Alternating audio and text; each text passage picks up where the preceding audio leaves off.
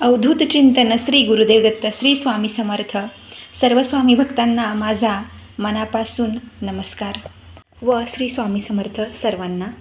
तर येती गुरुपौर्णिमा जी आहे आता 10 जुलैला येते आहे, त्या गुरुपौर्णिमेसाठी सर्वच जणांना खूप इच्छा असते की गुरुचरित्र पारायण करावं आणि बऱ्याच सेवा करण्याची खूप सेवेकरांना इच्छा असते, पण सांसारिक अडचणी जबाबदाऱ्या या आपल्याला काही सुचू देत नाही, त्यामुळे बऱ्याच जणांना करता येत नाही। तर ज्यांना शक्य आहे त्यांनी नक्की गुरुचरित्र पारायण करा। मंदिरामध्ये मठामध्ये ज्यांना जसं सोयीने पडेल तसं करा, पण ज्यांना मठामध्ये मंदिरामध्ये करायला जाता येत नाही, त्यांना ज्यांना घरची घरी पारायण करणं शक्य असतं, कामाच्या व्यापामुळे जाता येत नाही, तर त्यांच्यासाठी मी आज काही गुरुचरित्र पारायण करताना आपल्याला कोणते नियम पाळायचे आहेत हे या व्हिडिओमध्ये सांगितले आहे।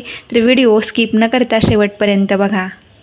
तर पारायण करायला म्हणजे जेव्हा आपण सुरुवात करतो त्या अगोदर आपल्याला एक गाय व 4 कुत्रे यांना छोट्या छोट्या अशा चपात्या बनवून तूप लावून घरामध्ये बनवायच्या आहेत आणि पारायण करायच्या एक दिवस अगोदर संध्याकाळी कुत्रे आणि गाय आपल्याला शोधून आजूबाजूला कुठे असेल तर त्यांना ते खाऊ घालायचं आहे।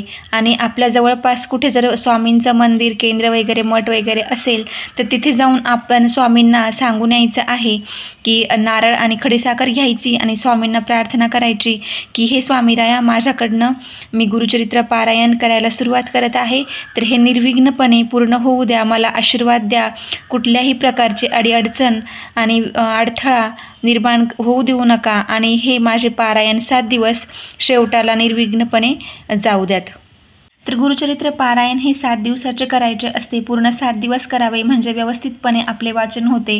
3 दिवस 1 दिवस हे होऊ शकत नाही, व्यवस्थित घाई गडबड होते वाचताना, त्यामुळे हे 7 दिवसाचेच एक पूर्ण सप्ताहचे जर आपण पारायण केले तर आपल्याला छानपैकी अनुभव येतो, समाधान पण लाभते केल्याचे। तर गुरुचरित्र पारायण हे आपण पहाटे 3 वाजेपासून तर दुपारी संध्याकाळी 4 वाजेपर्यंत करू शकतो। फक्त दुपारी 12 ते 12:30 या वेळेमध्ये वाचन करायचे नसते, म्हणजे पूर्णपणे 12 ते 12:30 या वेळेमध्ये आपण वाचन बंद ठेवायचे। बाकी दिवसभरामध्ये दुपारी 4 वाजेपर्यंत कधीही वाचन केले तरी चालू शकते। तर नियम असे आहे की आपल्याला 7 दिवस पूर्णपणे ब्रह्मचर्य पाळायचे आहे। दुसरी गोष्ट अशी की परान्न म्हणजे दुसऱ्यांच्या घरचं किंवा आपली आई बहीण घरात पत्नी यांच्या हातून बनलेलं जे जेवण आहे तेच घ्यायचं आहे। बाहेरच्या दुसऱ्यांच्या घरी जाऊन किंवा बाहेरचं जेवण आपल्याला शक्यतो टाळायचे आहे, पण ज्यांना जर शक्यच नाही आहे की घरून जेवण बनवून नेणं किंवा घरचंच खाणं, बाहेर खावं लागतंय, तर त्यांनी पैसे द्यायचे आणि त्याच्या मोबदल्यामध्ये आपण जेवण घेतलं तरी चालेल। तिसरी गोष्ट अशी की काळे वस्त्र परिधान करून वाचन करायचे नाही, म्हणजे पुरुषांनीही आणि स्त्रियांनीही पॅन्ट काळ्या रंगाचे शर्ट साडी हे परिधान करायचे नाही आहे। काळे वस्त्र सोडून दुसऱ्या कुठल्याही रंगाचे वस्त्र चालेल। गादीवर सोप्यावर बसायचे नाही। आता आपल्याकडून बऱ्याच वेळेला काय होतं की आपण म्हणजे विसरून गादीवर सोप्यावर बसलो जातो, तर आपण आपल्यासाठी एक काहीतरी घरामध्ये अंथरूण म्हणजे छोटंसं किंवा चेअर आपण ठेवायची आहे, म्हणजे जेणेकरून आपल्याला प्रत्येक वेळेला आठवण येईल की आपण गादीवर सोप्यावर बसायचं नाही आहे।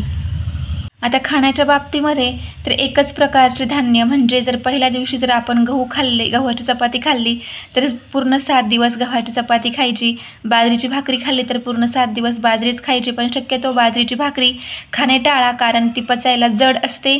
त्याने जर पचलं नाही व्यवस्थित तर मग आपल्याला ढेकर वगैरे आळस वगैरे येतो, तर बाजरीची भाकरी शक्यतो खाऊ नका 7 दिवस। चपाती किंवा ज्वारीची भाकरी वगैरे खात असाल तरी उत्तम आहे। आता द्विदल म्हणजे डाळी, पूर्ण कडधान्यांच्या आपण ज्या गहू तूर डाळ, मूग डाळ ह्या डाळी ज्या आहेत द्विदल, तर मोड आलेले कडधान्य हे आपण टाळायचे आहेत, ज्याने आम्लपित्त होईल ना, अशी म्हणजे डाळींनी शक्यतो होतं आम्लपित्त बऱ्याच जणांना, त्यामुळे डाळी खायच्या नाही। लसूण कांदा जास्त मसालेदार पदार्थ खायचे नाही, काळा मसाला शक्यतो टाळायचा, म्हणजे का की त्याने पचायला खूप जड असतो, ढेकर वगैरे येतात, जळजळ होते, ॲसिडिटी होते, त्यामुळे ह्या गोष्टी ज्या आहेत जड पचायला त्या वस्तू आपल्याला खायच्या नाही आहेत। आता सगळ्यात महत्त्वाची गोष्ट म्हणजे की आपल्याला ग्रंथ एकाच जागेवर ठेवून वाचन करायचे आहे. म्हणजे आपण पहिल्या दिवशी जिथे ग्रंथ ठेवलेला आहे ज्या जागेवर, त्याच जागेवर ग्रंथ ठेवून वाचन करायचं आहे.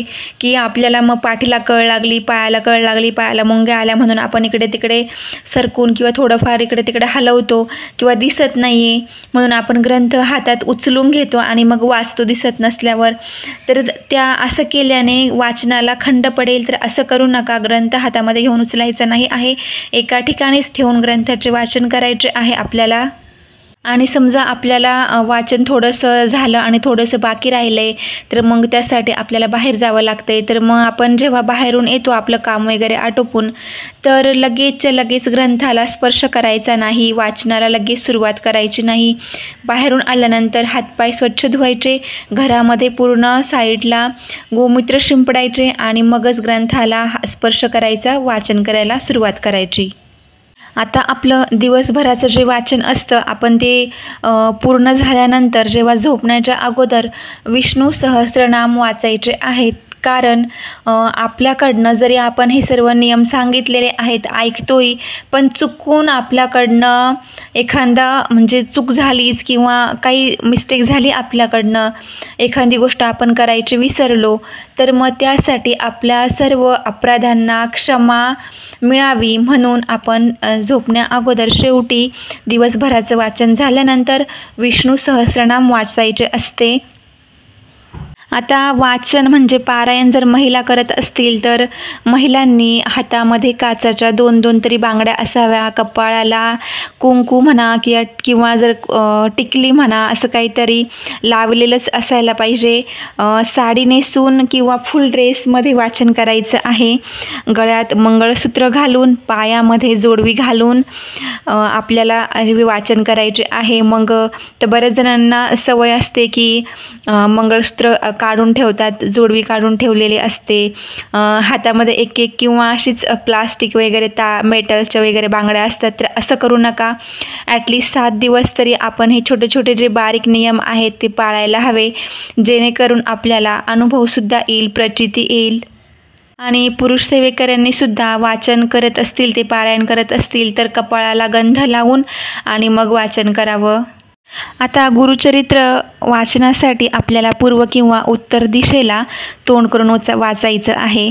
आणि जेव्हा आपण वाचनाला सुरुवात करतो, वाचनाच्या अगोदर आपल्याला रोज श्री दत्त महाराजांची म्हणावं किंवा स्वामी माऊलींची फोटोची, पोथीची पूजा करून आणि एक फूल वाहून, व्यवस्थित पूजा करून फूल वाहून धूपदीप लावून आणि नंतरच मग वाचायला सुरुवात करायची आहे. एक माळ गायत्री मंत्राचा, एक माळ श्री स्वामी समर्थ या मंत्राचा जप करायचा आहे. गणपती अथर्व शीर्ष वाचून आणि मग आपल्याला पोथी वाचायला सुरुवात करायची आहे.